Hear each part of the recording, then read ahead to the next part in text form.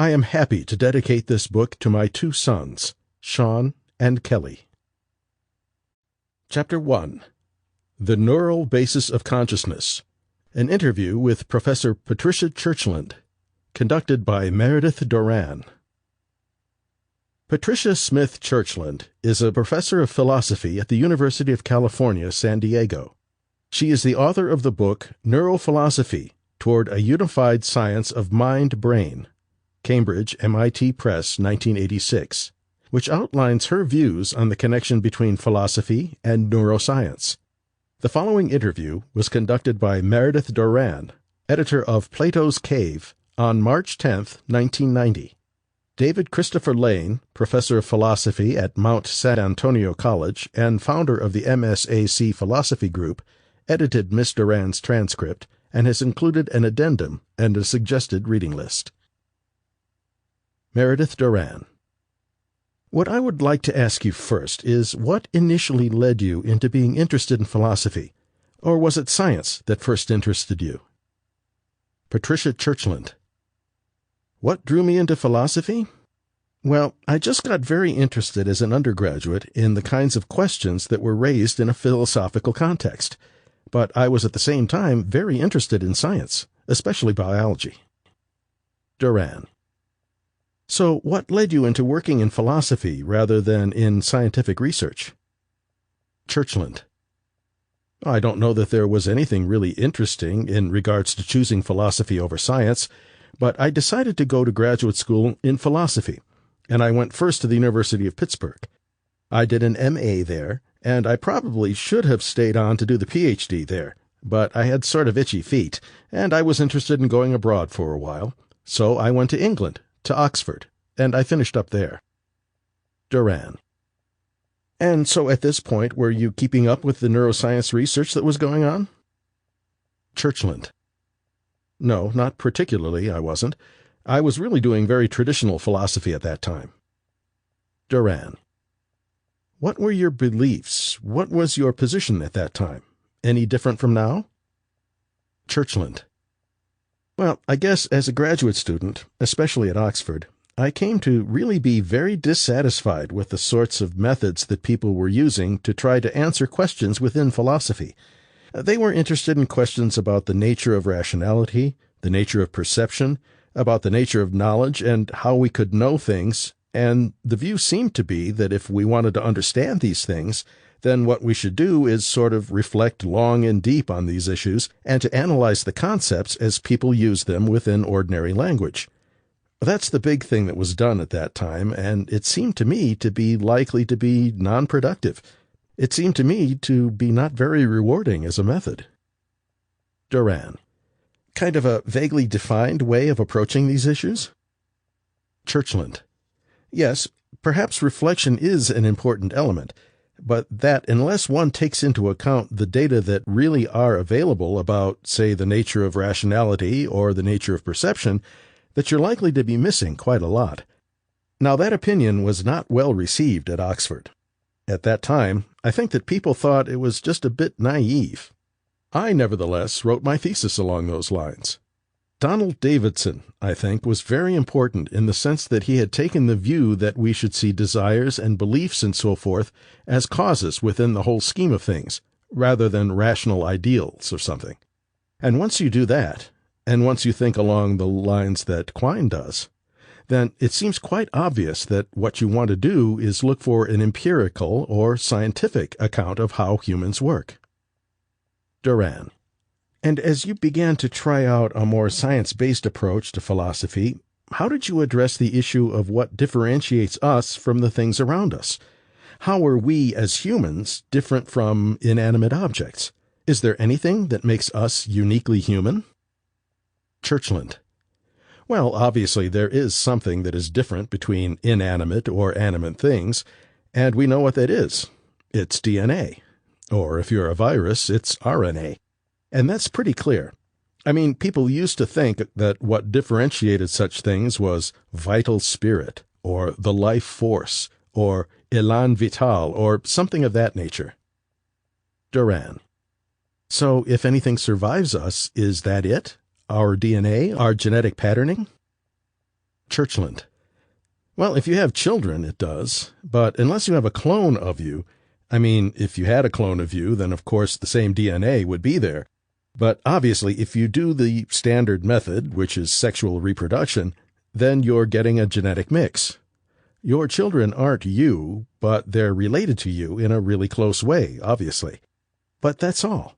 People have had the thought that there is something special about humans, and that after we die, there is a soul, and it goes to heaven or to paradise, and in that and wrong will be righted, and you'll meet old friends again, and so forth. And that does not look plausible at all. It looks like fantasy. It's what people might wish to be the case, but it's not evidently something that is the case. So my feeling is that when the body dies, and when the brain dies, that's it. There isn't anything else to hang around. Duran. So what would you say differentiates us from lower species? Is it that we simply have more complicated neural networks? Churchland. Well, our brain is a little different from other brains, but the monkey brain is different from the chimpanzee brain, too. So every species has a brain that's a little bit different from the brain that anyone else has. Higher and lower doesn't always enter into it. Duran. Do you believe that humans have a more complicated system of levels of consciousness than other species? Churchland. Well, they might have. I don't know. We don't really know. It does seem to be the case that our language system is unique, but on the other hand, there are some things that monkeys can do that we can't do. Swing through the trees, for example.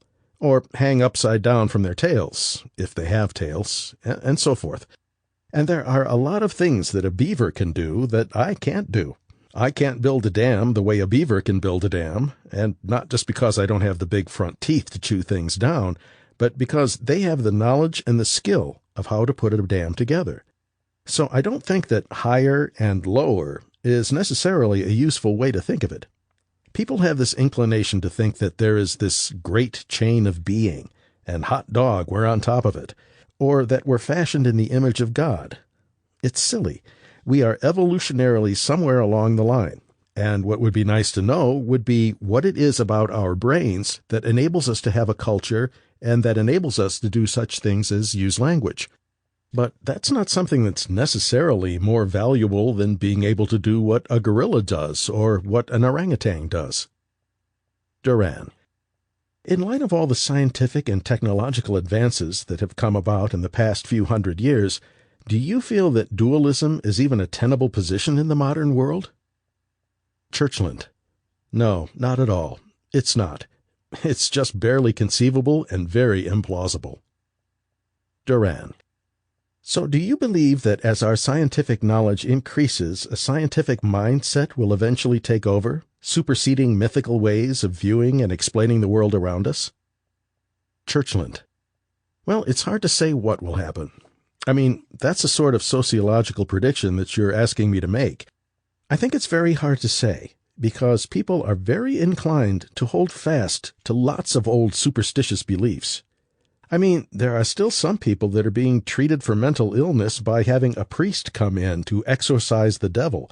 So whether or not people will come to think, well, gee, we understand this, that, and the other thing about the brain, so that's why we understand that certain people are intolerant, and that's why certain other people are violent, and why certain other people have this or that kind of character. We may be able to do that, but it may well be that the bulk of uneducated people, or semi-educated people, go on thinking about things in their very traditional ways. Duran. Well, how would you assess the evolutionary development of neuroscience as a field? Is it a fully established discipline, or does it have a long way to go? How fast do you think that neuroscience research is moving?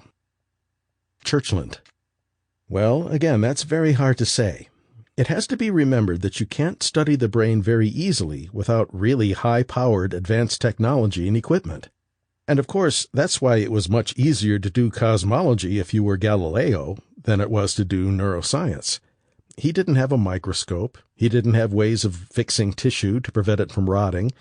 He didn't have ways of staining neurons, and since there was no electricity, he didn't have ways of recording from cells and so on. So it's really only within this century, and probably really, given the new techniques, only within the last 2 or 3 decades, that progress has really been spectacular. And it's just very hard to say what will happen in the future. Duran. In your book, Neurophilosophy, you attempt to integrate neuroscience and philosophy. Why? Are there questions that can't be answered by science alone? Churchland. Well, I think that science, in its broadest sense, means the critical investigation and formulation of hypotheses. That's just a very, very broad description, but the critical part is important because it means that science must always be prepared to revise in the light of new data. It means that data is relevant to hypotheses. It means that hypotheses should be testable, and should be testable again and again and again. And the trouble with many of the ideas that people have about knowledge beyond science is that they're just goofy. They're ideas that somehow special knowledge will be revealed to special people, but that those of us who don't have it can't criticize it, can't test it, can't explore it, can't investigate it. Typically, what we've seen in the past is that sort of stuff has just been chicanery. It's been charlatanism. Or it has come from people who are not necessarily trying to deceive others, but who are actually self-deceived. I mean, perhaps they're schizophrenic, for example, and they actually imagine when they hear voices that it is God talking to them. Well, it's not. Duran. What makes you believe that the work that's currently being done in neuroscience is not just another misled effort? Churchland. Well, because we test and we retest. And it's open to anybody. Any hypothesis is open to criticism. And because if I'm not sure about what somebody says, I can go and say, show me. And if they say, well, this doesn't manifest itself when people like you are around, when skeptics are around, then we say, yes, okay, we can scotch that. Science is open. Science is critical. Science reviews and revises itself, and that's what makes science science. That's what the scientific method is really all about, and that's what differentiates it from superstition, where people believe things regardless of the data. And that's what differentiates it from religion, where people believe regardless of what the evidence is, and regardless of what the criticisms might be. Duran. And where is the place of philosophy in terms of science? Churchland. Well, I think that philosophy is continuous with science, and I think that it always has been. I think that it was certainly true of Aristotle when he was reflecting on the nature of motion and substance, and I see it that way now. What happens, of course, in the history of the subject is that as theories develop and as hypotheses become confirmed, they sort of hive off the mother body. They hive off of philosophy, and they become a specialized discipline, like chemistry or physics or cosmology or what have you. And until very recently, philosophy of mind, that is, issues concerning the nature of the mind, were still very much part of philosophy, because techniques in both psychology and neuropsychology got to the point where we knew enough to have specialized disciplines into the nature of the mind. But now I think that's happening. So I see philosophy as playing a sort of synoptic role here, as taking a kind of broad view of trying to synthesize ideas, sometimes across disciplines, and to generate very general hypotheses about what's going on. But I don't see it as in some sense independent of science, or special from science, or that it has a special access to a special kind of knowledge, or anything of that sort. But I realize that most philosophers would disagree with me. Duran. You've indicated a belief that advances in neuroscientific research and technology will lead to changes in ethical considerations in terms of philosophy. Churchland. Well, it's hard to know. I think that there are likely to be ethical implications of advancing knowledge in neuroscience, just as there are ethical implications of advancing knowledge in anything. We always have to decide what to do as we understand things a little deeper. And in this case, I think that it may be that we will understand certain aspects of ourselves and to what degree we have freedom of the will, or we have free choice, or what effects on character early kinds of childhood experiences have, why some people are more tolerant than others, how to achieve tolerance, how to achieve understanding, and so forth. Duran. What kind of ethics do you think that materialists can legitimately have according to what they know to be true? Churchland. I think in some ways we are very Aristotelian, and in some ways use utilitarian principles. I think that we try to reason and understand to the best we can what it is that a good person or a right person would do in such and such a situation, and what would be fair.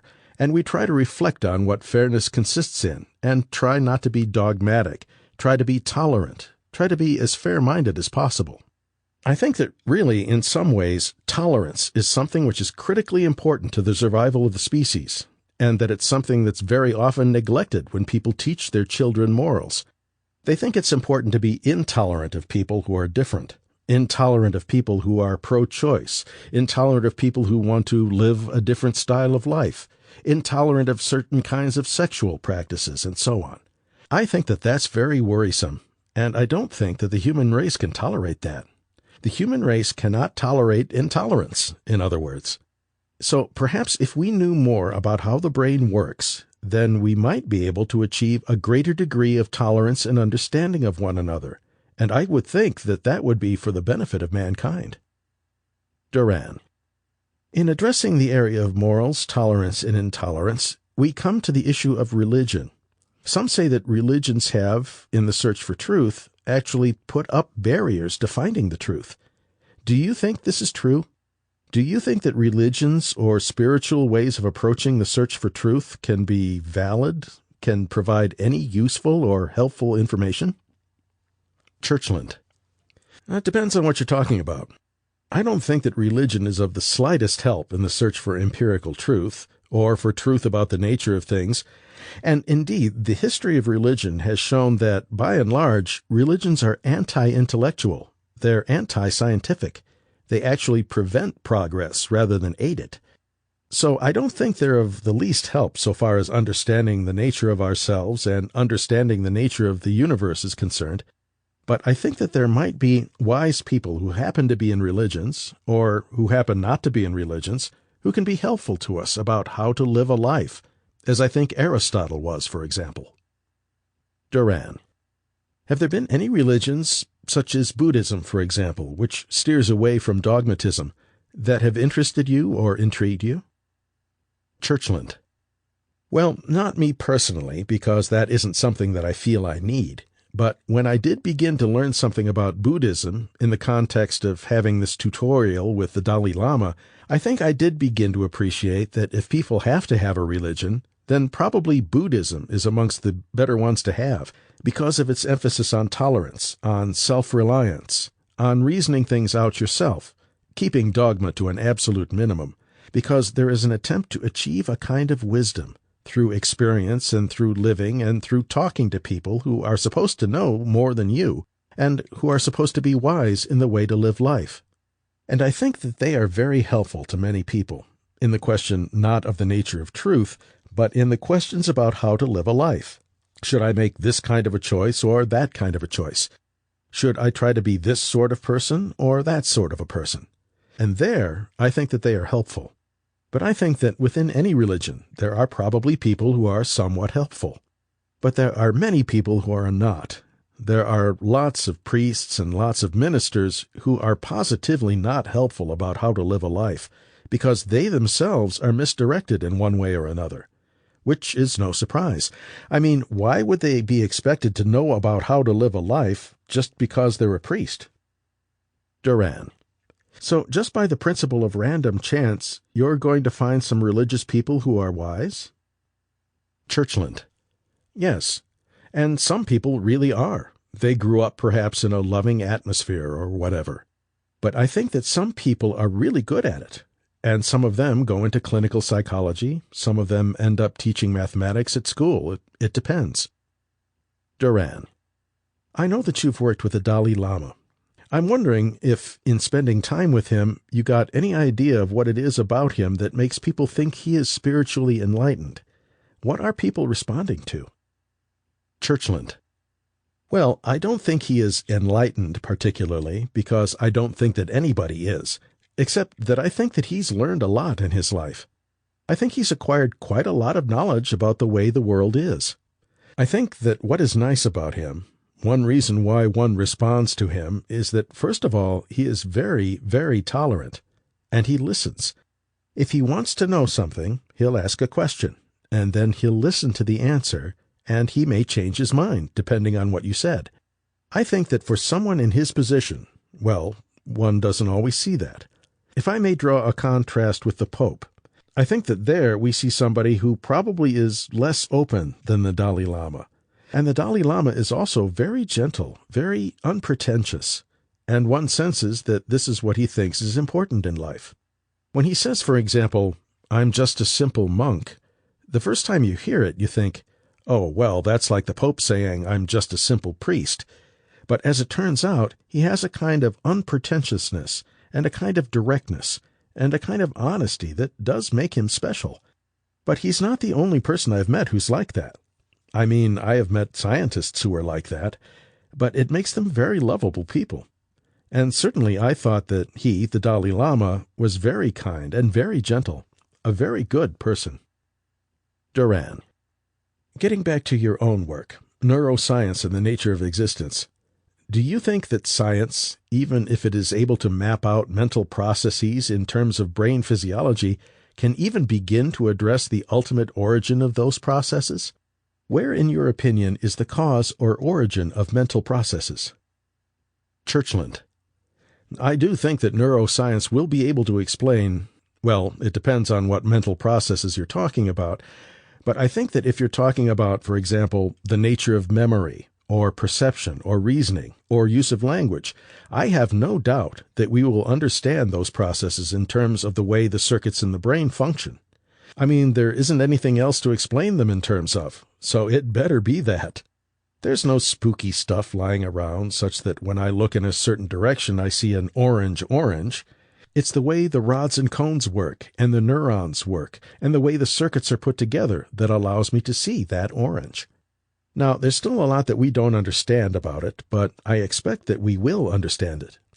Now, of course, it might turn out for some weird reason that we won't, but I can't see that we won't. So I think that we just have to keep working at it, and I think we'll get those answers. And I think it'll be very exciting, because we'll be able to understand ourselves, why we have the thoughts and feelings we have, why we're conscious, why we're aware. And we'll know that it's thus and such circuit doing thus and such thing. Now, some people find that rather threatening, and they think, I want to be a mystery. I don't want to be explained. I don't want to be just stuff. But of course, what one wants, well, first of all, you have to ask why one would want that. Why would it be better to be a mystery to yourself than to understand yourself? And then if it turns out that you are just stuff, that your brain just is meat, then wanting it to be different isn't going to change it.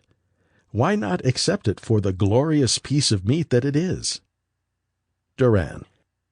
And what are your hopes in neuroscience? What kind of changes or improvements do you think we might be able to make by understanding more about learning processes, memory, etc.? Churchland. Well, it's hard to say, but I would hope that we might be able to understand the basis of Alzheimer's so that could be prevented. Perhaps not cured, but at least prevented. And there are many other diseases as well. I would hope that we would understand more about the nature of schizophrenia, of manic depression, of the classical psychiatric syndromes. And to better understand addiction, I think that tremendous progress has been made at the cellular level in understanding addiction. And so much so that one can even envisage a kind of vaccination against alcoholism, for example. Those sorts of things would make a tremendous difference to the quality of life that we have. Duran. I sense, then, a great deal of hopefulness on your part. Churchland. Yes, I think so. I think it's a tremendously exciting and tremendously hopeful thing. But first of all, as I said, because of all the many, many diseases, MS is another one where I think tremendous progress has been made, and I think we may be quite close to understanding the basis of MS. Then I think we may be able to prevent it, and so on, for all the zillions of diseases that there are. I mean, it might be a lot better if people could just age gracefully, rather than start losing their neurons and becoming demented by the time they're 65. You know, I would much rather be sort of bright and chipper and then all of a sudden dead, than to go downhill in the way that many people who have Alzheimer's do. It's a terrible, terrible thing to see. Duran. And where is your own work headed? What are you currently focusing on at this point? Churchland. I'm working on a book on computational neuroscience, which has to do with the nature of computational hypotheses at the level of the circuit.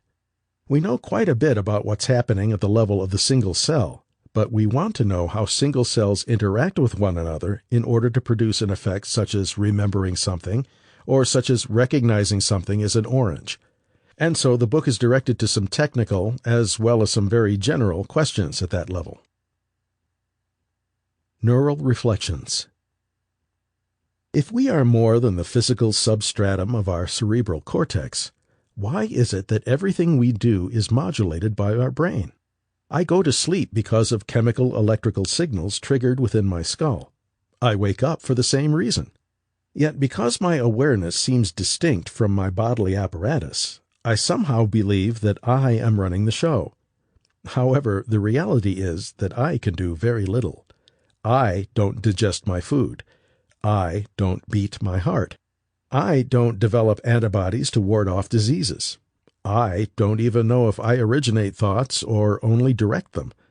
The I does very little indeed, except believe itself to be more than what it actually is, an epiphenomenon of networking neurons. So far so good, but there's one glitch here. Consciousness talks about neurons. Neurons don't talk about consciousness. Everything we have known in the world must come through the medium of consciousness. Even the idea of neuroscience, even the idea of philosophy, even the idea of materialism must arise through the medium of self-reflective awareness. It is, in fact, that medium of consciousness, non-reducible in terms of actual lived-through experience, which contextualizes everything we can ever know about the universe. What comes first, neurons or awareness? If you say the former, how do you know unless you are already aware? If you say the latter, why is it that when someone clubs you over the head with a bat, your awareness of this world ceases? The fact remains that whatever is the source of our I awareness, it does not alter our existential dilemmas. We are still stuck to living in a world that seems to transcend its neural origins. The following seems to summarize the mind-brain debate, at least from a materialist perspective. Quote, "Indeed, we know we are more than just neurons firing, or at least we think we are, while the neurons are firing." End quote. Recommended readings. 1. Churchland, Patricia. Matter and Consciousness. MIT Press. 2. Churchland, Patricia. Neurophilosophy. MIT Press. 3. Dennett, Daniel. Consciousness Explained. Little, Brown and Company. 4. McGinn, Colin. The Problem of Consciousness. Basil Blackwell. 5. Searle, John. The Rediscovery of the Mind. MIT Press. Chapter 2. The Material Basis of Near-Death Experiences. Exploring the Patricia Churchland and Alex Tsakiris controversy. Early in the morning of January 30th, 2014, I became aware of a recent interview of Patricia Smith Churchland, the renowned neurophilosopher, which was conducted via telephone by Alex Tsakiris, which was posted on his website, skeptico.com, under the tabloid-like headline, "Patricia Churchland Sandbagged by Near-Death Experience Questions." Interestingly, that very morning I also noticed that the interview had gone somewhat viral, as I received several letters and postings from various parts of the globe directing me to the interview and lambasting Churchland for her responses to Tsakiris. However, after reading the transcript and listening to the taped recording of the interview, I initially thought it was much ado about a simple misunderstanding over sentence construction and its contextual intention. But the more I read varying commentaries on the interview, both on Skeptico itself and elsewhere, particularly on the Yahoo forum Radhasomi Studies, I realized that Churchland's materialistic view that consciousness is a product of the brain was touching a very sensitive nerve. To co-opt the very title of Patricia's latest book, amongst those who hold that consciousness cannot be materially reduced to the substratum of our central nervous system. Perhaps what is most interesting in the current Churchland controversy is not necessarily her physicalist perspective or her contestable citation of Dr. Pim van Lommel, but the vitriolic reaction to how she conducted herself during the interview and her promoting of eliminative materialism. I think it might be instructive to take a closer examination of Alex Tsakiris's interview and perhaps look a bit deeper at why there has been such an outcry against a purely materialist understanding of consciousness and near-death experiences. Patricia Churchland has long argued that the best way to go about understanding consciousness is to focus on how the brain itself works. In this regard, she is perhaps best known for her pioneering introductory textbook, Neurophilosophy. In the journal Progress in Brain Research, Churchland details her approach. Quote, explaining the nature and mechanisms of conscious experience in neurobiological terms seems to be an attainable, if yet unattained, goal. Research at many levels is important, including research at the cellular level that explores the role of recurrent pathways between thalamic nuclei and the cortex, and research that explores consciousness from the perspective of action. Conceptually, a clearer understanding of the logic of expressions such as causes and correlates, and about what to expect from a theory of consciousness, are required. End quote.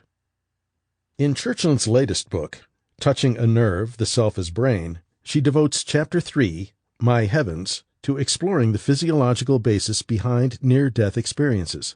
She doesn't doubt that some individuals who are pronounced clinically dead report having wonderful luminous experiences, seeing inner light or entering tunnels or feeling bliss, etc. What she doubts is whether such experiences are beyond the brain's own capacity to produce such illuminations. As Churchland cautions, quote, here is what I want to know. Were all the people who reported a near-death experience actually dead or merely near death? One thing to keep in mind is that even once the heart has stopped, there may be residual brain activity for a short period, longer if oxygen is supplied. Were the subjects actually brain dead? Brain death is taken to imply that the critical brain regions for sustaining heartbeat and breathing, regions in the brainstem, no longer function, and the patient shows no brainstem reflexes, such as the pupil contracting when a light is shown on the eye. Some 25 different assessments are used to determine brain death. If, for example, there is some residual brainstem and cortical activity, then the brain is not dead. Then odd experiences may result. End quote.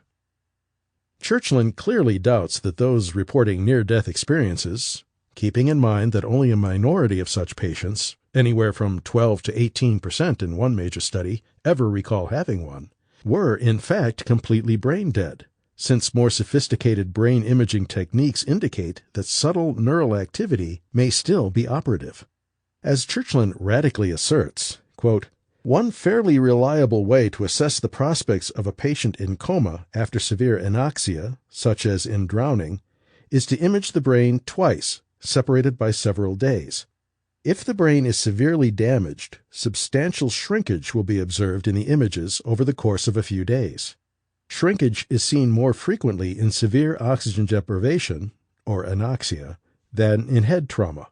When shrinkage is seen, the prospects for recovery of function are vanishingly small. In children, determining brain death requires 2 assessments, separated by a time delay of several days, with the second assessment performed by a different physician than the one who performed the first assessment. To the best of my knowledge, not a single patient who has been credibly diagnosed as brain dead according to the aforementioned criteria has come to consciousness and reported seeing dead relatives, divine persons, or angels while brain dead. This suggests a more modest interpretation of experience of life after death. Patients who report coming back from the dead were not in fact brain dead, though they must have suffered other effects that prevented them from emerging into full consciousness, such as lowered levels of oxygen and some swelling of the brain. End quote. To Churchland's credit, her overarching claim that certain brain-dead states will not yield NDEs is a scientifically testable one and open to falsification. In this regard, she has rightly made herself vulnerable to being wrong.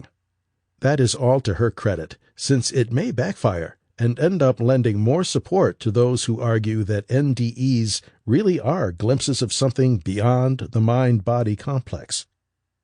Carl Sagan, perhaps with less elegance, also posited a testable hypothesis concerning why NDEs were part and parcel of the brain when he argued in his 1979 book, Broca's Brain, Reflections on the Romance of Science.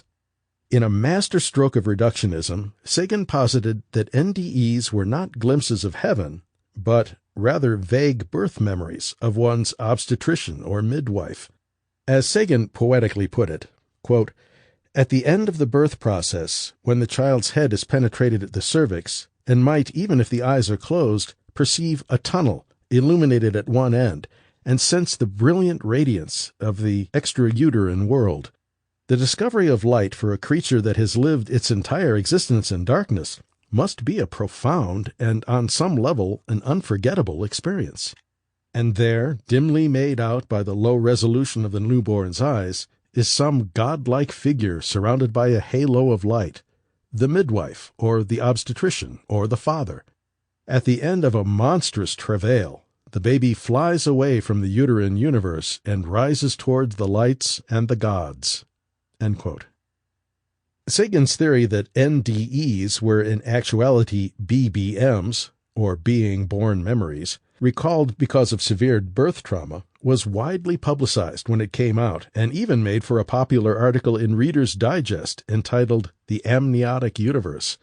While some theorists championed Sagan's ideas at first, on closer inspection it turned out to be wildly overstated and didn't withstand closer scrutiny. As Susan Blackmore concluded as early as 1983, quote, "Since the theory has failed this first simple test, I think we can say that the comparison of the OBE with birth experiences is a superficially appealing analogy, but in terms of prediction, an unhelpful one." End quote. Churchland, like Sagan before her, is deeply skeptical that NDEs are indicative of something transneuronal, since the brain has an amazing plasticity to virtually simulate almost anything imaginable, particularly when deprived of external checks and balances, which may cast doubt on its almost intrinsic hallucinatory nature. In this regard, Churchland thinks it is important to draw parallels to drug-induced revelries, since there are many commonalities with NDEs. As Churchland points out, quote, "Out-of-body and other dissociative episodes can be induced by ketamine, the drug sometimes used in anesthesia. According to my students, ketamine has now become a party drug, allowing them to explore the sensation of floating above their body, having their mind vacate their body, and so forth. That such purely physical interventions can induce experiences qualitatively similar to those called near-death experiences speaks strongly in favor of a neurobiological basis, one that can eventually be discovered through research." End quote. It's right here, however, where Churchland's analysis of Dr. Pim van Lommel's 2001 study, co-authored with Ruud van Wies, Vincent Myers, and Ingrid Everich, Near-Death Experiences in Survivors of Cardiac Arrest, a prospective study in the Netherlands, in the prestigious journal Lancet, has generated a recent onslaught of criticism. Although Churchland provides the substance of van Lommel's groundbreaking findings, how she has chosen to describe his results has drawn severe criticism from a cadre of Internet critics. On pages 70 and 71 of the print version of Touching a Nerve, Churchland summarizes the most dramatic features of van Lommel's report in this fashion. Quote, "In one large study of 344 patients who suffered cardiac arrest, only about 12%, or 62, reported a core near-death experience, tunnel with light, felt dead, felt peacefulness. Others may have had an experience but no memory of it, because, of course, the study relied on post-resuscitation reports. Only 50% of the 62 patients who did have near-death experiences had the feeling that they were dead. Only 56%, or 35, of the 62 patients had positive feeling, such as peacefulness. Only 24%, or 15, had the experience of leaving the body. Only 31%, or 19, had the experience of moving through a tunnel. Only 23%, or 14, had an experience with light." End quote. Churchland then ponders, not merely rhetorically, the following. Quote, "If heaven really awaits us all after death, it is a little puzzling that only 12% of resuscitated patients reported a near-death experience with tunnels and light and peacefulness." End quote. Churchland, ever looking for a physical basis behind NDEs, follows up with her most revealing question. Quote, "Is it plausible that there will be a neurobiological explanation of the cluster of phenomena?" End quote. Certainly this is a vital question to ask, particularly given Churchland's empirical modus operandi. But instead of merely focusing on her own affirmative answer in this respect, she attempts to buttress her reasoning by citing Dr. Pim van Lommel himself, writing, quote, "As neuroscientist Pim van Lommel and his colleagues pointed out, a strong reason for saying yes is that experiences similar to those suffering anoxia following cardiac arrest can be induced by electrical stimulation of the temporal lobe and hippocampus, something that may be done in epileptic patients prior to surgery. Similar experiences can also be induced by raising the level of carbon dioxide, or hypercapnia, sometimes suffered by scuba divers, or by decreasing oxygen levels in the brain by hyperventilating following the Valsalva maneuver, as when you strain at stool." End quote. In referencing Dr. van Lommel in this specific way, Alex Sakaris felt that Churchland was inappropriately lending credence to her materialist agenda, since van Lommel doesn't share Churchland's brain as self thesis. Sakaris believed that Churchland was spinning van Lommel in a direction he never himself intended. Alex Sakaris: "Well, I guess one of the things I did want to ask you is, in your book you ask the question, is there a neurobiological explanation for near-death experience? Then you cite an NDE researcher and a former guest on this show as answering that question with yes. You say that Dr. Pim van Lommel believes the answer is yes. Is that your understanding of his research?" Dr. Patricia Churchland: "Well, I think there's certainly quite a bit of evidence that at least some near-death experiences have a neurobiological basis. Of course, we can't be sure about all of them. Maybe you had one that doesn't have a neurobiological basis. I wouldn't really know, would I?" Alex Sakaris: "Well, specifically, Dr. Churchland, you cite in your book that Dr. Pim van Lommel holds that opinion. That's clearly not the case. I mean, he's written—" Dr. Patricia Churchland: "Has he? Aha." Alex Sakaris: "Right. Do you want me to read to you what he's written?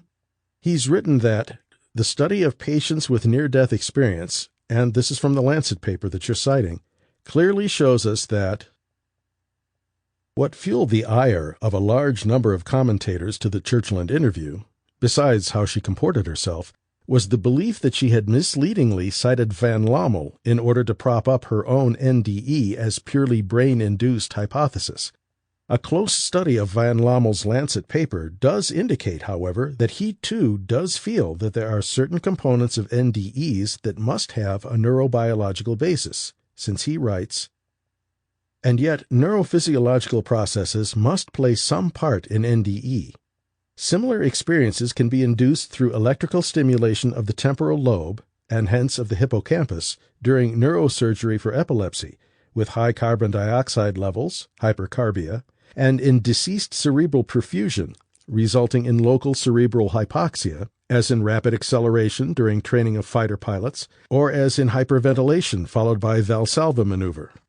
Ketamine-induced experiences resulting from blockage of the NMDA receptor and the role of endorphin, serotonin, and enkephalin have also been mentioned, as have near-death-like experiences after the use of LSD, psilocarpine, and mescaline. These induced experiences can consist of unconsciousness, out-of-body experiences, and perception of light or flashes of recollection from the past. But in a revealing transition, van Lommel makes a sharp distinction between drug-induced ecstasies, which include OBEs and phosphenic visions, and NDEs because of the latter's transformative qualities. As van Lommel argues, quote, "These recollections, however, consist of fragmented and random memories, unlike the panoramic life review that can occur in NDE. Further, transformational processes with changing life insight and disappearance of fear of death are rarely reported after induced experiences. Thus, induced experiences are not identical to NDE, and so, besides age, an unknown mechanism causes NDE by stimulation of neurophysiological and neurohumoral processes at a subcellular level in the brain in only a few cases during a critical situation, such as clinical death. These processes might also determine whether the experience reaches consciousness and can be recollected." End quote. Churchland seems quite aware of Van Lommel's distinction, which contravenes her own more sweeping connection with drug inducements, because right after citing Van Lommel's Lancet study, she proceeds to give her own theory about why NDEs are so transformative. Quote, "To be sure, in contrast to hyperventilating following Valsalva, nearly dying may be transformative, for then the end of life cannot be very far away, and the reality of death is starkly evident. In such circumstances, people will be inclined to reevaluate their lives, relive memories, and re-examine what matters in life. They do this regardless of whether they believe in heaven or not. That very re-examination may be the transformative element in those who do have an unusual experience. The experience merely triggers the reflection that is transformative." End quote. Perhaps one of the reasons Churchland has received so much flack from those advocating a spiritual interpretation of NDEs is that she consistently tries to upend transcendental explanations with more grounded ones, and in the process may give the impression of being somewhat flippant in her consideration of alternative hypotheses. Calling NDEs brain oddities and such is reminiscent of Carl Sagan's ad hoc reductionism of out-of-body experiences as, quote, "a miswiring in human neuroanatomy." End quote. Such language choices can be seen as dismissive and disrespectful to those who feel strongly that what they and others have experienced deserves more than cursory rebuttals that don't fully address the complexity of what they perceive as glimpses of a wholly numinous realm. Churchland, of course, will readily concede that she cannot prove that heaven doesn't exist, or that NDEs couldn't potentially offer previews of an afterlife. But the thrust of her argument is unmistakable in its import when she writes, quote, "This list of perceptual oddities reminds us that the brain may do surprising things that have no special significance regarding afterlife or past life or spiritual life. They are just neuro-oddities, for which we do not yet anyhow, have complete explanations. Fascinating, poorly explained, sometimes annoying or disturbing, they are what they are, oddities." End quote. Van Lommel appears to be more open to a less materialist explanation of NDEs, though he appreciates its brain-related underpinnings. Comments Van Lommel, quote, "How could a clear consciousness outside one's body be experienced at the moment that the brain no longer functions during the period of clinical death with flat EEG? Also, in cardiac arrest, the EEG usually becomes flat in most cases within about 10 seconds from onset of syncope. Furthermore, blind people have described veridical perception during out-of-body experiences at the time of this experience. NDE pushes at the limits of medical ideas about the range of human consciousness and the mind-brain relation." End quote. In reviewing Churchland's citation of Van Lommel, it is debatable whether she intended to hijack him into her camp by only focusing on where they agreed, looking for certain neurobiological correlations, or was rather merely underlining his own conclusion in the Lancet, where he encouraged more, not less, empirical work when he wrote, quote, "Research should be concentrated on the effort to explain scientifically the occurrence and content of NDE. Research should be focused on certain specific elements of NDE, such as out-of-body experiences and other verifiable aspects." End quote. Interestingly, how we parse Churchland's one-sentence reference to Van Lommel and how we contextualize it within Touching a Nerve's chapter on NDEs may be more reflective of our own particular interests and emphases than with any objective indices about Churchland's ulterior motives or lack thereof. What is even more intriguing, at least in terms of human psychology, is to witness how Alex Tsakiris and others who sided with his particular twist reacted to Patricia Churchland's demeanor during the telephone interview that apparently suffered a series of technical mishaps. Here is how Alex Tsakiris characterized Churchland's responses. Quote, "It was stunning to me. It was laughable. In fact, I think you heard her, laugh a couple of times. Now, here's a woman. I can hear the background noise, and yet she's suggesting that there's some kind of malfunction in the equipment, and that's the reason why she can't respond to my questions. I just offer up one question, and it's a recurring question on Skeptico, and that is, what's going on here? How have we devolved into a scientific and academic system that props up such nonsense?" Again, the really scary thing about Dr. Churchland is that her opinion is the status quo majority opinion. It's nonsensical, it's indefensible, and it's the majority opinion, and don't question it." End quote.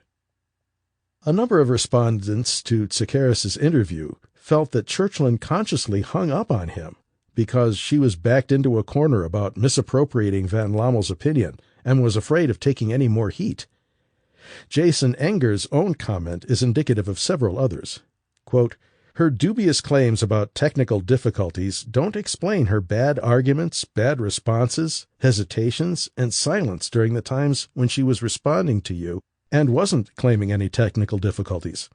And when she did claim to be experiencing technical problems, she didn't come across as convincing.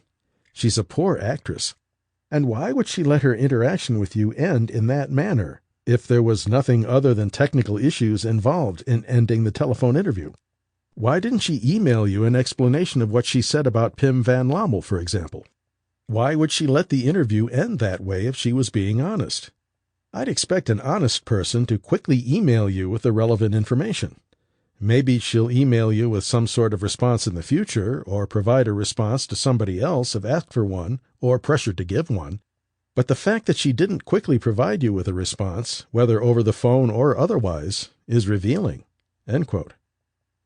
Having witnessed how Patricia Churchland has responded in the past to sharp critical questions, via telepathy to boot, I personally don't buy that she was afraid of Tsakiris' criticism, as much as she may have been put off by his tone. For example, back in the spring of 1990, one of my brightest students at the time, Meredith Duran, who is now a professor of French literature at Penn State, conducted an in-depth telephone interview of Patricia Churchland on behalf of our newly formed philosophy journal, Plato's Cave. At that time, Meredith Duran had a distinctively spiritual viewpoint and didn't share Churchland's eliminative materialist perspective. However, Churchland was quite engaging and open to critical feedback throughout the interview process, and even went the extra mile to explain her views in a clear and forthright manner. A large part of this interview was originally published as a small booklet entitled A Glorious Piece of Meat, The Dalai Lama, and the Neural Basis of Consciousness. It has had a wide circulation and recently was published on Integral World under the abbreviated title The Neural Basis of Consciousness. Alex Tsakiris later criticized Churchland for apparently not being prepared for the interview and dodging his hard questions. But Churchland immediately corrects his mistaken impression of her own views.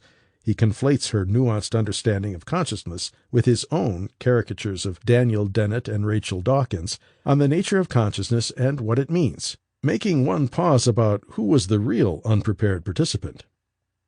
Alex Tsakiris. Yeah, great. That's really an interesting place to start, this idea that consciousness is an illusion of a biological robot. Dr. Patricia Churchland. Oh, I wouldn't say it's an illusion. It's not an illusion at all. Alex Tsakiris. Well, this is the quote. That's what Daniel Dennett said, right? Dr. Patricia Churchland. Yeah, but that's not what I said. Alex Tsakiris. Okay, so it's not an illusion. What is it? Are we biological robots like Richard Dawkins thinks? Dr. Patricia Churchland. I don't think Richard thinks that we're biological robots. I think what does seem to be emerging from science is that consciousness, for example, is a property of the physical brain. That's one of the many things, actually, that the physical brain does, and it changes when we fall asleep. It changes when we drink alcohol. It changes when we're tired or very hungry. and it changes also as the result of changes in hormones. So if you think about your own puberty, for example, you will remember that as the levels of sex hormones and your pituitary changed, and consequently as the levels of sex hormones in your brain changed, you began to think about things in a rather different way. You began to notice certain kinds of things, to pay attention, to be fixated by a certain kind of thing, and so forth. We think that consciousness is a function of the physical brain. It's a very fascinating function. It's almost certainly not unique to humans, but it is a very real property of the physical brain in just the way that eye movements, or many other functions like memory, attention, problem-solving, reasoning, self-control, these are all things that are properties of the physical brain. But Sakaris doesn't appreciate Churchland's rejoinder and resorts to calling it splitting hairs, and responds with a series of rather confused follow-up of questions to which Churchland is forced once again to correct his mischaracterization of her philosophical views. Alex Sakaris: Yeah, but aren't we trying to split hairs and move away from the consciousness is an illusion thing without really jumping all the way to the other side where the physicists are taking us? They're saying that consciousness is somehow fundamental. I mean, if we break down this debate on what is the nature of consciousness, we have these two camps that we've been talking about, or I guess talking around. One is this very materialistic view, like I think you started out, but then I don't know if you really were holding on to that consciousness is purely a result of an epiphenomenon of the brain. Dr. Patricia Churchland: No, it's not an epiphenomenon. It is an actual phenomenon in the physical brain. It's one of the things that the physical brain does in just the way that your brain stores memories. Some of those memories change over time as the result of changes in the physical brain. We know, for example, that people who have Alzheimer's, because they have lost many neurons in their brains, no longer have the capacity to remember certain things. Memory is a real function of the physical brain, and so is consciousness. It's not an illusion. It's the real deal. Alex Sakaris: But what is it? I mean, I think we're dancing around. You're saying it's immaterial, or it is material, or it's immaterial. Don't we need to nail it down a little bit more than that? You're saying it's an emergent property of the brain. Isn't that kind of passing the buck a little bit? Here's the other possible explanation. Consciousness is somehow fundamental, and the brain is somehow interacting with this consciousness, which is a reality. Somehow, in the field of consciousness, it's out there, and brain is somehow interacting with it. But that's not to confuse it with being purely a result of brain activity. I mean, that is a completely different theory, right? Dr. Patricia Churchland: It's a theory for which there is essentially no evidence. One of the problems with that approach is that we can't understand why taking a drug, for example, should change your consciousness if consciousness is not part of the physical brain. Because we know that the drug changes the physical brain, and that consciousness is somehow completely independent of that, because it's a fundamental feature of the universe. Alex Sakaris: Well, it doesn't have to be completely independent. Obviously, there's some relationship, a close relationship. Dr. Patricia Churchland: Okay. What always puzzled Descartes is if there is an independent, non-physical soul, how does it interact with the physical brain? The problem with dualism is that nobody has ever been able to address that in a meaningful, testable way. What is ironic in closely reading through this interview transcript is how clear and lucid Churchland is in her responses, whether we agree with her view or not, and how muddled Sakaris can be in his rebuttals, particularly when he accuses her of dancing around issues. Churchland never deviates from her materialist purview, but Sakaris confusingly claims, quote, I think we're dancing around. You're saying it's immaterial, or it is material, or it's immaterial. Don't we need to nail it down a little bit more than that? End quote. Yet Churchland never once indicates that consciousness was immaterial at all. Rather, she very clearly points to the neural basis of self-awareness when she says, quote, we know, for example, that people who have Alzheimer's, because they have lost many neurons in their brains, no longer have the capacity to remember certain things. Memory is a real function of the physical brain, and so is consciousness. It's not an illusion. It's the real deal. End quote. Sekeres simply doesn't like Churchland's answers, and thus appears more interested in creating a faux debate based on his own resistance to neurophilosophy and what it portends. This becomes even more evidential when we read Sekeres's own prefatory commentary after the interview was finished, which contains a number of derisive and unnecessary asides that I have highlighted by italics. Quote, "She is a well-respected academic, Oxford-educated, also UCSD, which is a prestigious university out here in California, highly regarded at conferences, gives speeches, and has, in italics, blabbed about their ridiculous ideas, end italics, about consciousness that she has. In italics, she's blabbed, end italics, about it for years. How else would one confront her on, in italics, the nonsense, end italics, that she talks about? I mean, how do you do that in a nice way? How do you do that in a non-confrontational way? I don't know that you can. So it really surprised me the extent to which she, in italics, breaks down and squirms and just goes out in the outer limits of reality and believability, end italics, in this interview. But I don't really know how to approach these things any other way if you really want to get answers." End quote. Yet in going over Churchland's answers both on audio and in the transcript, I don't find her squirming in the least. She is remarkably straightforward in her views. While it is perfectly understandable that Sekeres may not like Churchland's philosophy, what seems peculiarly odd is that he thinks she was unprepared, when in point of fact she consistently and without equivocation presented herself as brain thesis. Sekeres's analysis seems primed to create a greater controversy out of the interview than it merits.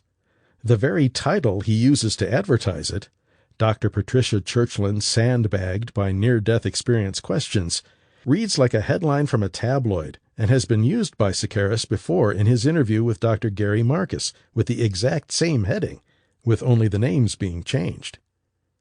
Jerry Coyne, an eminent professor in the Department of Ecology and Evolution at the University of Chicago, was also interviewed by Alex Sekeres and had this to say about the process. Quote, "Well, this is certainly the most contentious interview I've ever had, and it's with Alex Sekeres at Skeptico.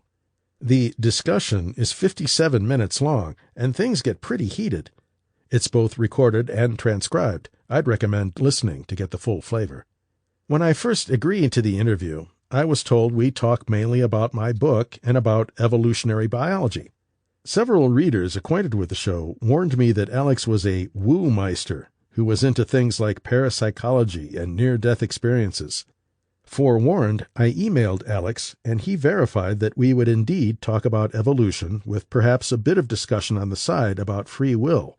He told me I wasn't going to be sandbagged. LOL. It quickly became clear in the interview, though, that he wasn't much interested in evolution." End quote. Jerry Coyne then goes on to point out that Alex Sekeres wasn't really interested in understanding the subject at hand, but rather pushing his own particular agenda, and in so doing, neglecting to grasp even the basic fundamentals of evolutionary theory. In addition, it seems all too evident that Sekeres is trying to make a name for himself by piggybacking on the stellar reputations of those he chooses to interview. He does this by his after-the-fact commentary that invariably highlights his own purview.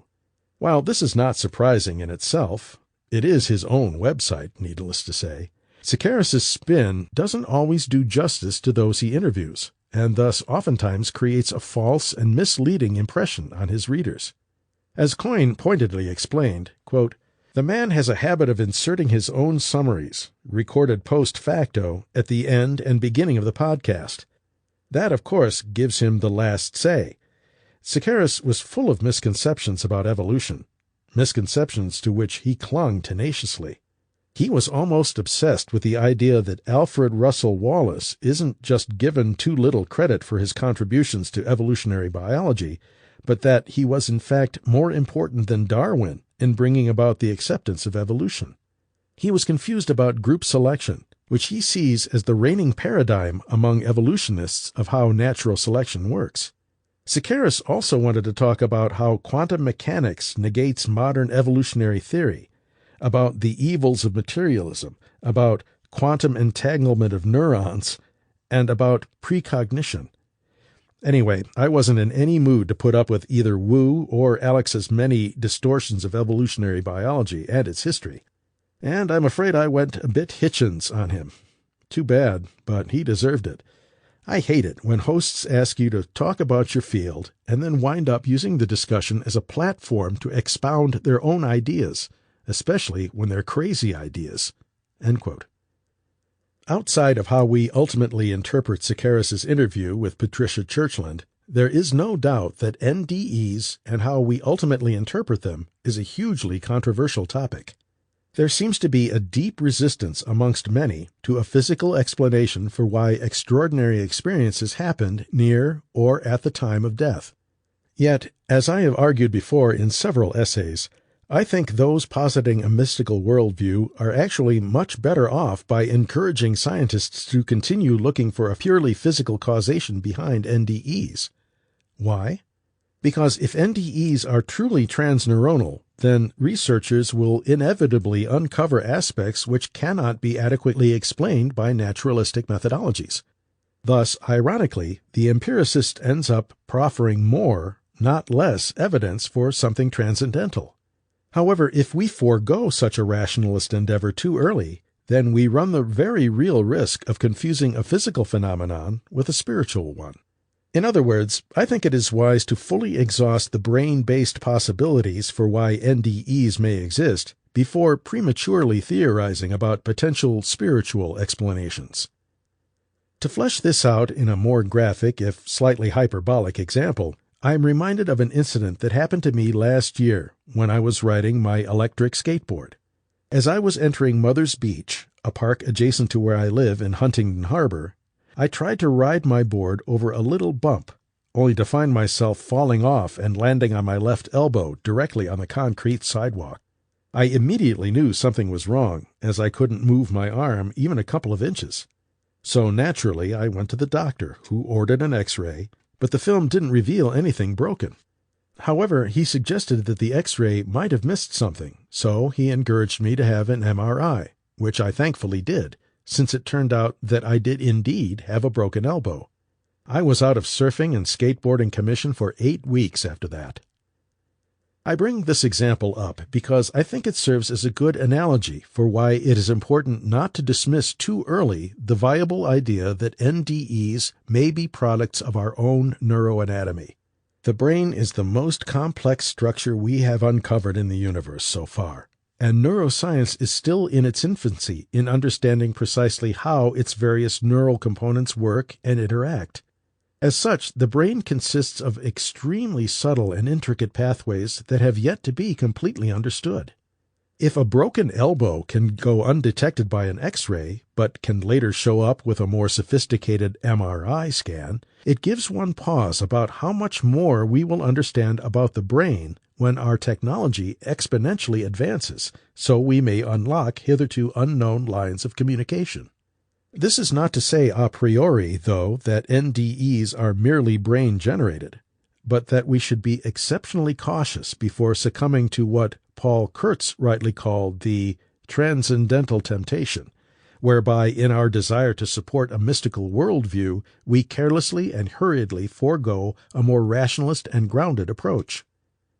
The good news in championing intertheoretic reductionism is that if NDEs really are glimpses of a spiritual afterlife, then our science will end up driving itself to the very brink of an epistemological cul-de-sac, and in the process reveal that which cannot be explained away.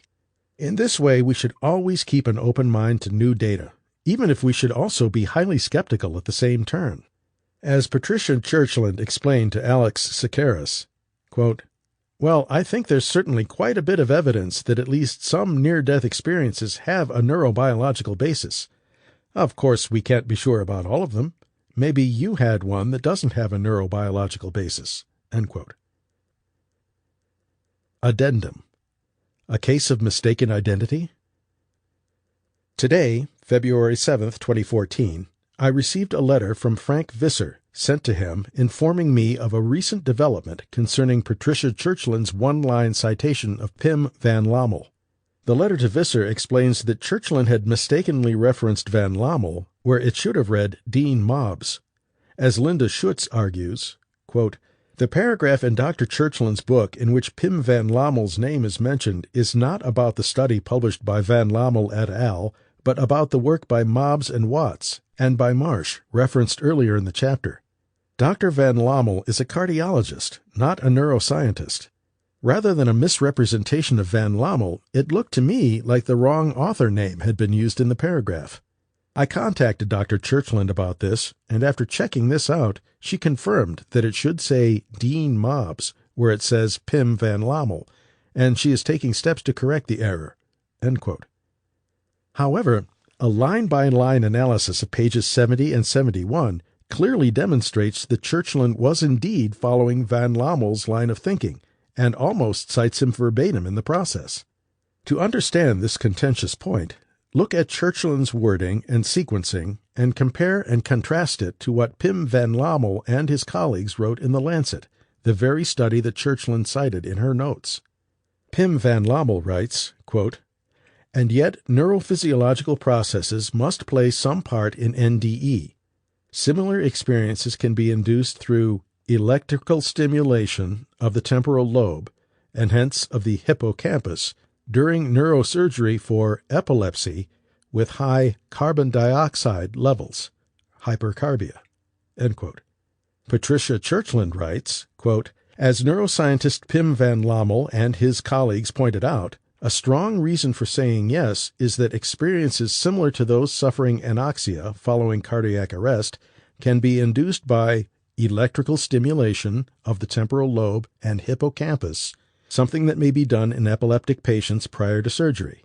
Similar experiences can also be induced by raising the level of carbon dioxide, or hypercapnia." End quote. It would stretch credulity to believe that Churchland had actually meant to say Dean Mobbs, given that she actually cites and uses Van Lommel's own wording and particular word choice, from electrical stimulation of the temporal lobe, hippocampus, epileptic, carbon dioxide, and hypercarbia, etc. In conclusion, it is painfully obvious that Churchland did indeed use Van Lommel's research and wording in this context. The debatable issue is whether she should have been clearer in her citation, and to what extent Pim Van Lommel shared her views about the neurobiological basis of NDEs.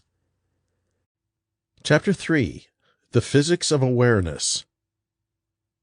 In a response to a recent article I wrote with my wife Andrea, Is Consciousness Physical?, Frank Visser was kind enough to give us an initial rejoinder with some pregnant questions. Note: Email correspondence between Frank Visser and David Lane, July 17, 2008.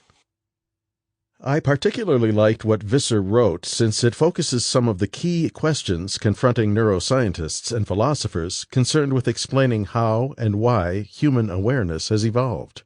The first question we have to tackle here is Wilber's position that even if one does indeed discover a neurological correlate to a mystical experience, nay, any human experience, it does not capture the subjective nature of what we are experiencing at the time. For instance, it may be true that a dentist can objectively know each and every detail about why your impacted wisdom teeth are causing you so much pain, but his or her narrative, no matter how sympathetic it may sound or read, doesn't allow him or her to get directly into your experience of suffering at that time. As the well-known philosopher John Searle at UC Berkeley might put it, a third-person description shouldn't be conflated with a first-person narrative. The latter, while objective, doesn't reveal the subjectivity or the interior nature of the patient's dental pain. David Chalmers, in his widely read book The Conscious Mind, in analyzing this conundrum, calls qualia the hard problem in the study of consciousness. Chalmers believes the problem is so hard that he has tried to reintroduce a respectable version of dualism in order to resolve the paradox. Owen Flanagan from Rutgers University has suggested that the peculiar nature of consciousness is such that we will never be able to solve its essential mystery. Other philosophers, however, especially those grounded in the neurosciences, aren't so pessimistic and have envisioned a series of pathways by which both the subjective and objective nature of awareness can indeed be explained purely physically. As Patricia Churchland, author of the 1986 breakthrough text Neurophilosophy, explains in her seminal paper, What Should We Expect from a Theory of Consciousness? This question is most pointedly raised in the context of the inverted spectrum problem, and I shall address it in that form. To illustrate, consider the possibility that your color experiences, color qualia, might be systematically inverted relative to mine. For example, where you see red, I see green, and so on. Noting that there could be systematic behavioral compensation that would cover experiential differences, skeptics have urged that even looking inside would be unavailing. Allegedly, no conceivable test could ever reveal similarity or inversion in our color experiences. The lesson we are invited to draw is that consciousness is intractable scientifically because intersubjective comparisons are impossible. Some philosophers think that this is not merely a problem about what we can and cannot know, but evidence that consciousness is a metaphysically different kind of thing from brain activity. In addressing this issue, I shall make one assumption, that conscious experiences are in some systematic causal connection to neuronal activity. That is, they are not utterly independent of the causal events in the brain. To deny the assumption is to slide into a version of dualism known as psychophysical parallelism, meaning that mental events and physical events are completely independent of each other causally, and just happen, amazingly enough, to run in parallel streams. Normal human color vision is known to depend on 3 cone types, each of which is tuned to respond to light of particular wavelengths. Cone inputs are coded by color opponent cells in the retina and lateral geniculate nucleus, and project to double opponent cells in the parvocellular blob pathways of the cortex. Cells in cortical area V4 appear to code for color regardless of wavelength composition of the light from the stimulus, and appear to subserve the perceptual phenomenon known as color constancy. Lesions to the cortical area known as V4 result in achromatopsia, loss of all color perception, in humans and monkeys. Also relevant to behavioral determinations of differences in experience is the fact that the relations between hue, chroma, saturation, and value, or lightness, define an asymmetric solid, Munsell color quality space. This implies that radical differences in perception should be detectable behaviorally, given suitable tests. That is, A is more similar to B than to C. Relations between colors are defined over the Munsell quality space, and if there is red-green inversion, the similarity relations to yellow, orange, pink, etc. will not remain the same. Given the progress to date, it seems likely that the basic neurobiological story for color processing can be unraveled. For similar reasons, it looks likely that the basic story for touch discrimination and its mechanisms in the somatosensory thalamus and cortex can also be unraveled. For example, it seems evident that if someone lacks green cones, or lacks red-green opponent cells, or lacks a V4, they will not experience the visual perception of green. Comparable circuitry and comparable behavioral discriminations seem to be presumptive of comparable experiences, that is, comparable qualia. Clark, 1993. The skeptic, however, insists that no data, not behavior, not anatomy, not physiology, could ever reveal qualia inversion. Incidentally, what is at issue here is not that minor differences in such things as hue or brightness might go undetected, but that even huge differences such as red-green inversions or brightness-dullness inversion might be, in principle, absolutely undetectable. To approach this matter somewhat indirectly, let us first consider a vivid example where it is evident that a perceptual inversion is likely detectable, namely inverted shape qualia. Could Alfie have straight qualia whenever Betty has curved qualia, and vice versa, and the difference be absolutely undetectable? In this example, because 2 modalities, vision, and touch can access the external property, it seems easier to agree that, together, behavioral data and wiring data permit us to make a reasonable determination of similarity and differences. That is, the problem is not essentially less tractable than determining whether two people digest food in the same way, or whether two cats in free fall right themselves in the same way. Much the same is usually conceded for pleasure-pain inversion, and within vision, of near-far inversion in stereopsis. Random dot stereograms are already a very reliable determination of A, whether a subject has stereopsis at all, and B, whether there is an inversion between two subjects. If we factor in the data from near-far cells in V1, then insisting upon absolute undetectability begins to look unreasonable. It seems a bit like insisting that it is absolutely undetectable whether the universe was created 5 minutes ago, complete with all its geological records, its fossil records, history books, and my memories, etc. Skepticism carried to that extreme just ceases to be scientifically interesting, and becomes philosophical in the pejorative sense of the term. In the case of shape inversion, the skeptic can remain a skeptic by going one of two ways, neither of which helps his sweeping anti-reductionist defense. 1.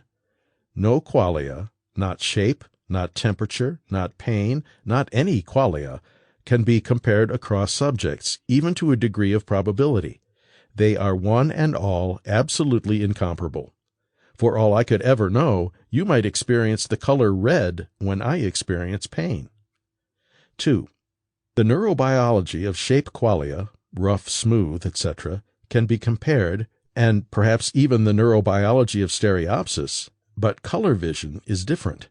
The first appears to depend only on an anti-reductionist resolve, without any independent argument.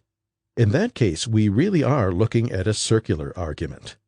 The only escape from the circle is to fall into the embrace of dualism, and worse, of the deeply implausible psychophysical parallelism rendition of that already implausible doctrine. The second makes a major concession so far as qualia in general are concerned. Having conceded that some qualia are scientifically approachable, the skeptic no longer shields subjectivity as such, but only subjectivity for certain classes of experience, namely color vision.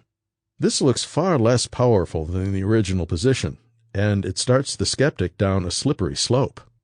For having made this concession, it now becomes easier for the reductionist to push hard on the point that comparisons in receptor properties, wiring properties, connectivity to motor control, and so forth, will augment, as it already does, behavioral data, and allow us to compare capacities across individuals.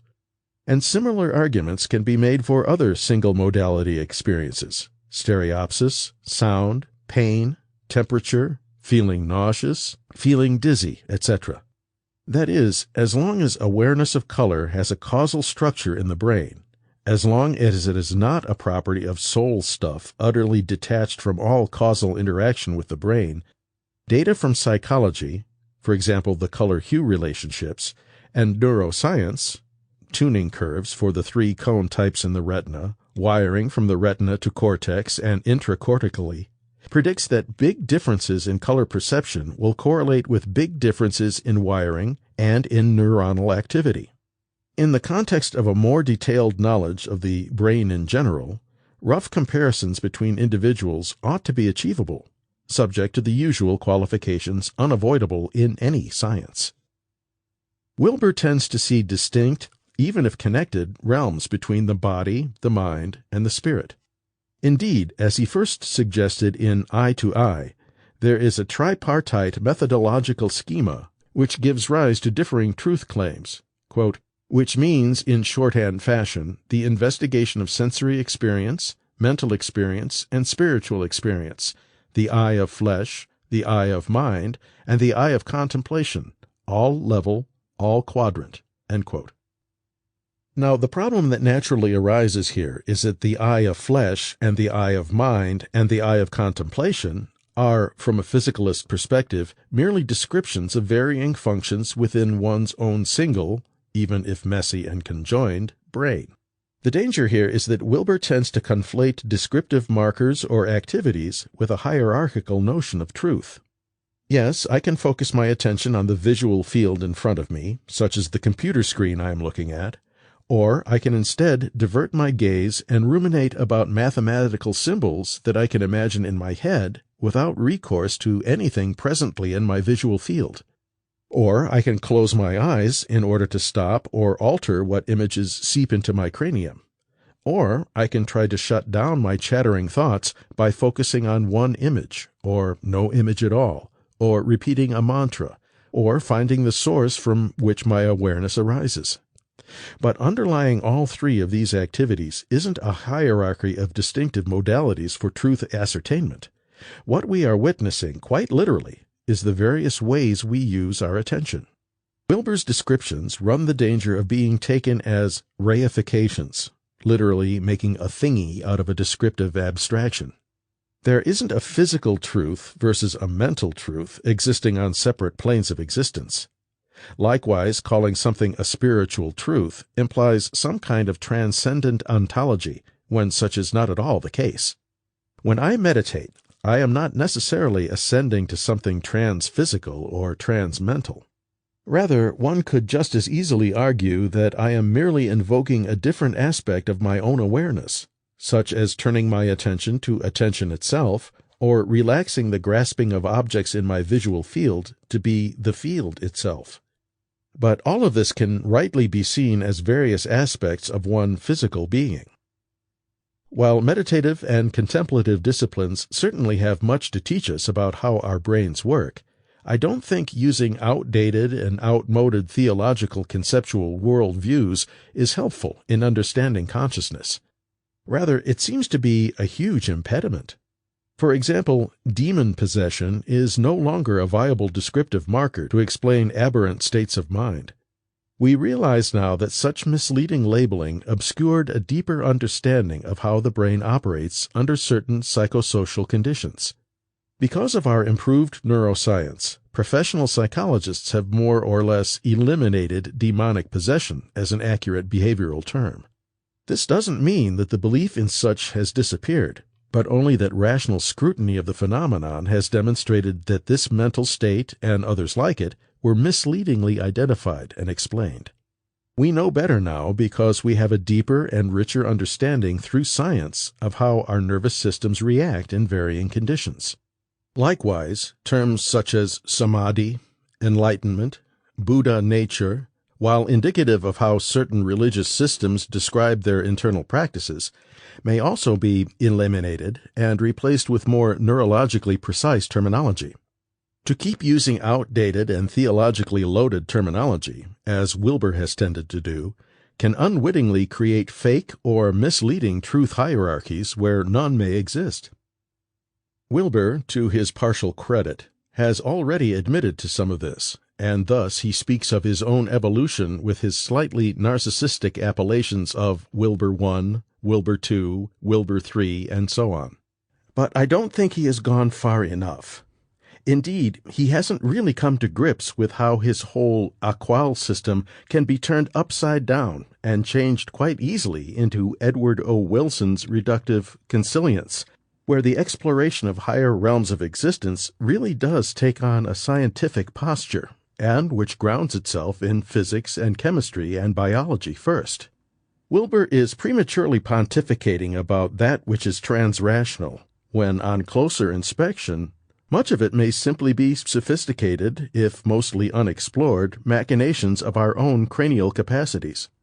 Do we feel this sense of exploration from Wilber's Aqual maps?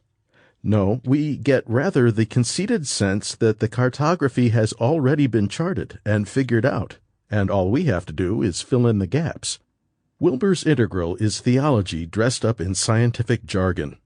But science is progressive only to the degree that it can be falsifiable. So the best thing for Wilber's whole ism, pun intended, is its rejection, not its acceptance. In other words, the focus should be on seeing when and where his pontifications are mistaken. His Aqual quilt is only as good as its patches, and if a certain patch of his research is weak or insufficient, then that should be immediately shored up. Wilbur is pushing so hard for his mosaic that he either forgets or ignores the numerable pieces that don't fit or are severely damaged. This is why Wilbur's reaction to critics and criticism is so telling. Wilbur has already been rightly raked over the coals for his take on evolutionary biology, but what is even more worrisome is his reaction to Frank Visser and his website. Just reread Wilbur's varying rants about who should qualify as a critic, and you immediately realize that much of his integral has absolutely nothing to do with science, but everything to do with building up a cultic worldview that doesn't even withstand his own critique of such things from his earlier book, Spiritual Choices. Yet the most troublesome aspect of Wilbur's theology, and yes, it is more theology than science, is, ironically, how cheaply reductionistic it can be when it suits his lexical needs. His entire take on meme theory is illustrative of this. Labeling varying individuals and their thinking with color codes as a type of short-handed stereotyping isn't insightful, but actually borders on a new form of intellectual racism. Instead of calling somebody white trash, you can instead slime him with the, "Oh, he's at the green meme level." This kind of label reductionism is completely at odds with anything pretending to be integral. Moreover, it is intellectually lazy, not to mention highly confusing as well, especially in light of how mimetic theory was developed by Richard Dawkins and later by Susan Blackmore. As for whether science can indeed decide the physicality of consciousness, I think the answer is affirmative, even despite science's methodological naturalism. Quite simply, if consciousness is indeed beyond physics or anything within its known laws, then no matter how hard we try to ground mind to its neural structures, there will always be something missing in such reductions. And, interestingly, this gap will loom even larger because our physical science will be unable to adequately explain it. Thus, one could argue that such a physicalist approach will shine a much more illuminating light upon the problem by showing exactly where, when, and how awareness is not the result of physical properties. But if we forego this grounded scientific quest prematurely because of already accepted quadrant categorizations, the type that Wilbur is fond of proposing, even if he talks of some ultimate spiritual union, then we can and will succumb too easily and too readily and too naively to the transcendental temptation. Or, to invoke Wilbur's own parlance, you cannot make a pre-trans fallacy distinction unless you have a deep and rich and nuanced understanding of all that is indeed pre. How else can one determine that which is truly trans? Or, as I once wrote in my critique of Jack Hislop's highly readable but highly questionable book, My Baba and I, substantiating Sathya Sai Baba's supposed miracles, why does the Swami produce trinkets out of his hand and not the world's largest diamond? Or why not pull a Toyota Camry out of his ear? Because if he did either of those two things, it would force all of us to take his claims much more seriously, even if we tried our utmost to come up with a common-sense explanation. Science, in other words, can indeed point to that which is not physical because of its ultra-focused aim. Science can upend itself quite easily. The fact that it hasn't yet is why we remain so confident in its methods and its discoveries. But if in the future it comes across something that cannot be reduced to the four forces of the universe, we will be forced to reconsider. But what has happened in the past, and what is still happening today, is that we want to invoke transcendent explanations too quickly in order to salvage a sense of the numinous, forgetting in the process that even if all things are indeed material bits, the mystery of all this, and here comes the pun, isn't lessened by one bit. The problem isn't with all is matter, but with our outdated notion of what matter truly is. Matter, as anyone slightly conversant with quantum theory surely knows, isn't flat, isn't gray, and it certainly isn't one-dimensional. Matter is as magical and as mystical as any heaven described in religious tomes.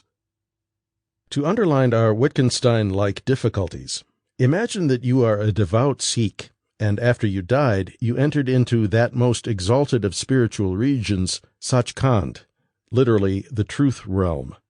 Further imagine that you as soul/spirit were involved in a heavenly conversation with one of your numerous companions.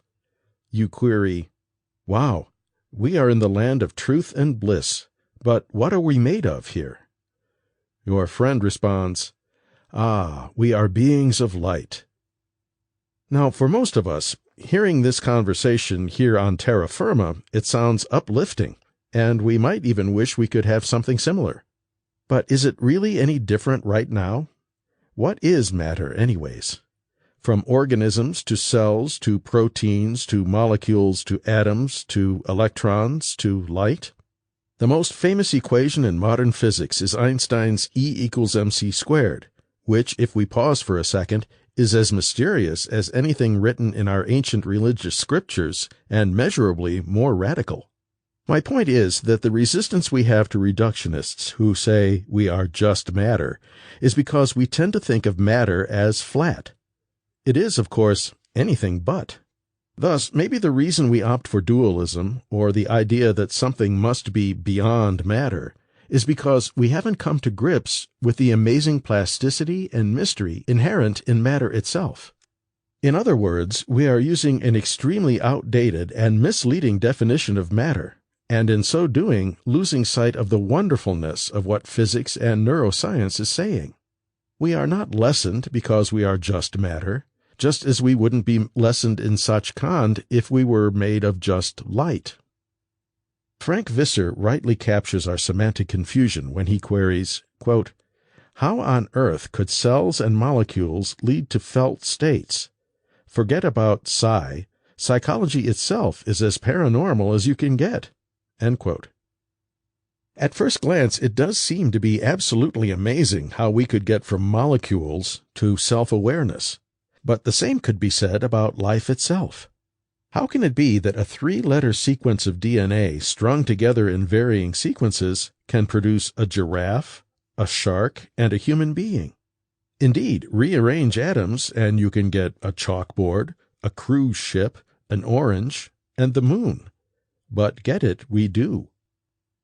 Likewise, getting from a cell to a self-aware human being isn't a stretch if we understand how the complex arrangement of atoms can indeed produce things that we cannot possibly imagine to exist, but which, played out over time, do indeed exist. Therefore, the problem that we have with the physicality of consciousness is the same resistance that our ancestors had with understanding probabilities, and how very simple algorithmic sequences can produce truly astonishingly complex varieties, the likes of which boggle our imagination. That we cannot imagine how matter produces consciousness tells us how limited our imaginations are when it comes to the wonders of physics. We shouldn't confuse our intuitive limitations with how the world works. Physics is the most mystical endeavor known to humankind, if one truly comes to grips with the multidimensional aspects inherent in any particle that arises. If one thinks of hydrogen and oxygen in isolation, it would be inconceivable to imagine that their combination would bring forth water. But that is precisely what occurs, and nothing more is needed. Therefore, the inconceivability of something shouldn't be used ad hoc as a precursor for invoking the divine. Patience, in other words, is a highly necessary virtue if we wish to avoid making pre-trans leaps. We have an almost built-in dualism within our awareness that gives us the convincing sense that ourselves are not our bodies. This is what Visser is underlining when he mentions that destroying a television set wouldn't destroy television programs. TV shows come through the set but are not of it. However, one could just as easily argue that if consciousness is akin to an electromagnetic wave, then stopping production at its source would indeed cancel the television show. The brain, in this purview, is the production facility, and because of its centrality to self-reflective awareness, it seems fairly obvious that if you destroy the central nervous system, you have killed consciousness. Saying consciousness is physical doesn't detract from its majesty in the least, since, as we have repeatedly mentioned, matter itself is, to use Rudolf Otto's religious terminology, mysterium tremendum and ganz andere. We have to turn around our understanding of matter and also how we view ourselves in the process. Matter is multidimensional, and if the reconfigurations of tiny atoms can give us nature's wide diversity, from a rose to an airplane to a sunset to a cup of Java to repeated episodes of I Love Lucy, then a complex set of billions of neurons may also give rise to varying degrees of awareness. Or we could use reverse engineering to give us a clue about why awareness is directly connected to physics. The difference between a rock and a chimp isn't something transcendent, but rather due to the complexity of atoms and molecules clustered within the central nervous system of our simian friends. Look to the complexity of matter first, and you will readily see why and how awareness arises in some material objects and not in others. Invoking gods or spirits or eros is literally nonsensical, particularly when the physics of neuroscience is still in its infancy. Before we succumb to the transcendental temptation, maybe it would be prudent to show some patience and let our empirical sciences have a deeper stab at the problem first. Postscript. My caution kicks in when I encounter either one of two sorts of dramatic theories, those that claim to have found the secret of consciousness and those that claim that the brain mechanisms for consciousness can never be found. Patricia S. Churchland, Touching a Nerve, The Self as Brain. This has been Churchland Controversy, Near-Death Experiences and Neuroscience. Written by David Christopher Lane. Narrated by Steve Rausch.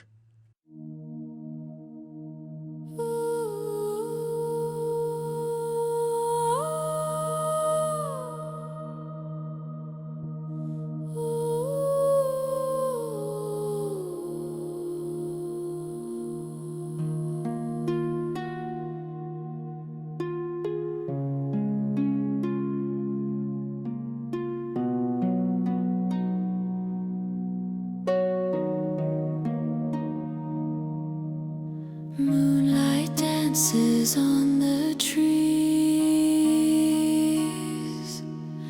1,000 secrets in the breeze. Dreams are whispers, soft and shy. They float like lanterns in the sky.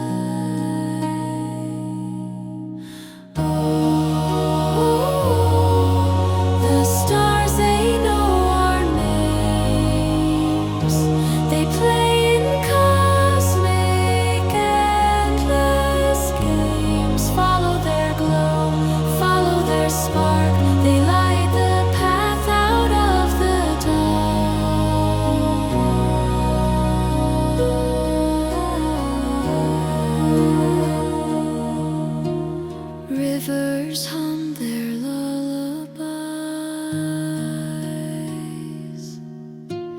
Mountains blink with ancient eyes. Time slows down, it melts away. Night turns colors into day. Close your eyes, let it flow. Feel the pull, the quiet glow.